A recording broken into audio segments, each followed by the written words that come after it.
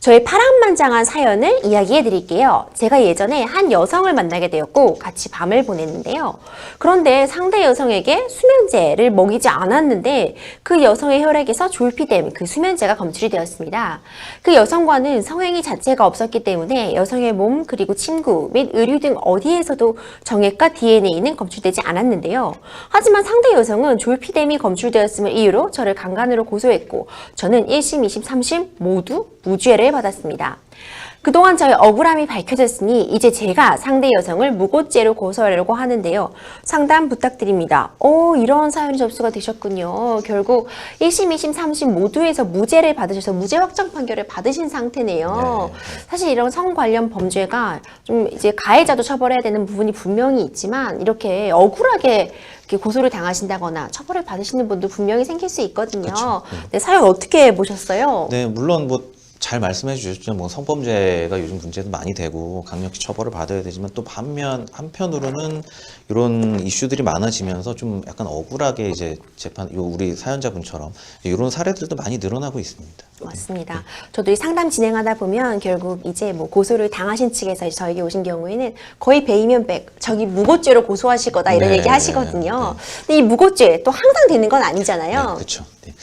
참 좀 요 부분을 말씀 잘 해주셨는데 상담 드릴 때도 설명드리기가 굉장히 어려워요. 네. 그냥 마찬가지 요 사연도 그냥 무죄 나왔으니까 무고죄 아닌가요? 이제 이렇게 말씀을 하시는데 실제 이제 우리 판례는 조금 그렇지는 않습니다. 그래서 풀어서 설명을 드리면 일단 무고죄라는 건 타인으로 하여금 형사처분 또는 징계처분을 받게 할 목적으로 공무소 또는 공무원에 대해 허위 사실을 신고함으로써 성립하는 범죄고요.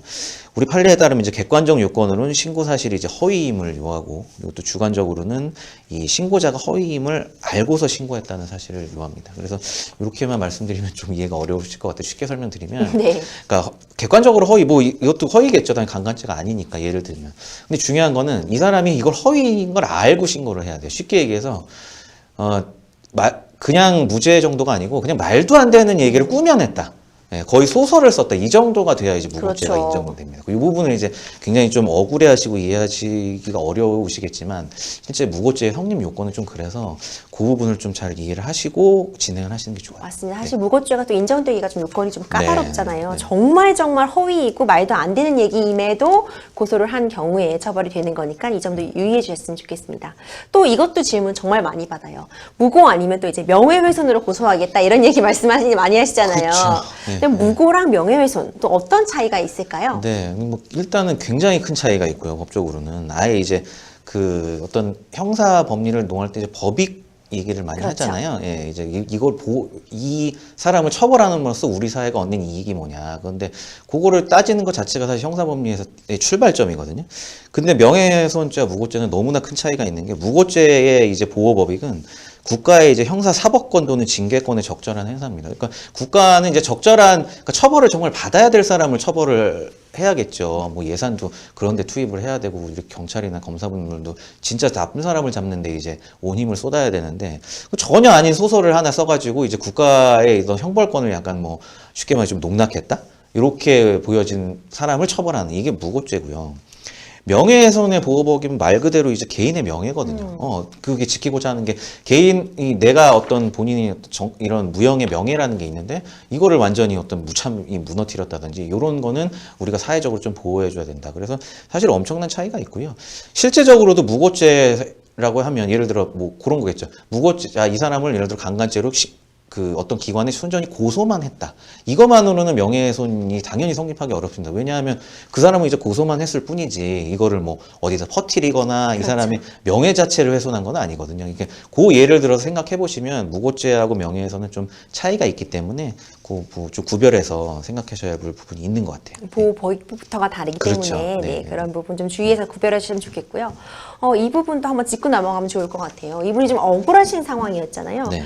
약을 먹인 게 아니다, 먹이지 않았다는 부분, 부작위하신 거죠. 그리고 성행위를 하지 않았다, 이런 부분, 강제로 한 것이 아니다, 이런 부분을 입증하는 방법이 어떻게 될까요? 네, 이건 마치 시험 문제에 나오는 것처럼 좀 어려운 법리가 들어가 있다고 볼 수 있는데 일단은 말씀드렸듯이 신고자, 그러니까 주관적인 요건으로 신고자가 허위임을 알았다는 걸 이제 입증을 해야 돼요. 우리가 고소를 하려면. 그럼 일단 뭐 강간이 허위라는 사실은 지금 이제 무죄로 밝혀졌으니까 객관적인 사실은 명확하고 그건 분명한데 일단은 이제 여성분이 이게 허위란 걸 알았다는 사실을 입증하는 게 굉장히 어려운 이 부분이 굉장히 어려운 부분이 될 거예요. 그게 뭐 졸피뎀을 먹이지 않았다는 사실, 뭐 성행위를 안 했다는 사실, 이거 자체를 뭐 입증하는 것보다 결국에는 그 여성이 이 강간죄가 성립하지 않는다는 걸 알고 신고했다. 이 부분을 입증하는 게 굉장히 어려운 부분인데, 저도 고민을 많이 했는데, 일단은 우선은 이제 사실상 관계에서 정액이나 DNA가 검출이 되지 않았잖아요. 일단 그 부분. 일단 이거는 정황으로, 어쨌든 마음의 어떤 고의라는 거는 정황으로 판단할 수밖에 없어요. 그래서 일단 사실관계만 보면 뭐 정액과 DNA가 검출되지 않은 부분. 그 다음 두 번째, 혹시 있다면, 당시 이제 여성과 어떤 이런 사건이 있기 전후로 해서 어떤 대화를 한 부분이 아직 남아 있다면 이런 정황 증거들을 다 종합해 봤을 때 이 여성분이 분명 이 강간이 아니라는 걸 알았을 것이다. 요거를 종합적으로 모아서 좀 입증하는 방법?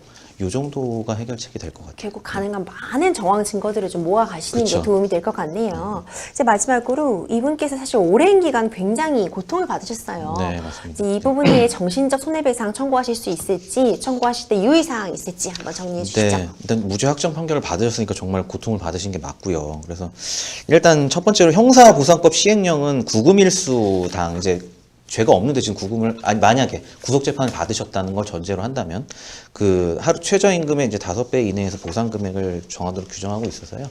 만약에 이제 구속재판을 받으셨다면 요거에 의해서 형사보상을 받으실 수가 있고요.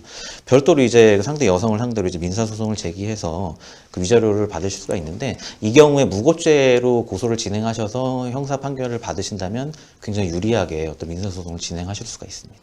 아무래도 이제 위자료 부분, 위자료 소송도 좀 제기하셔서 좀 피해에 대한 보상을 좀 받으셨으면 하는 그런 바람입니다.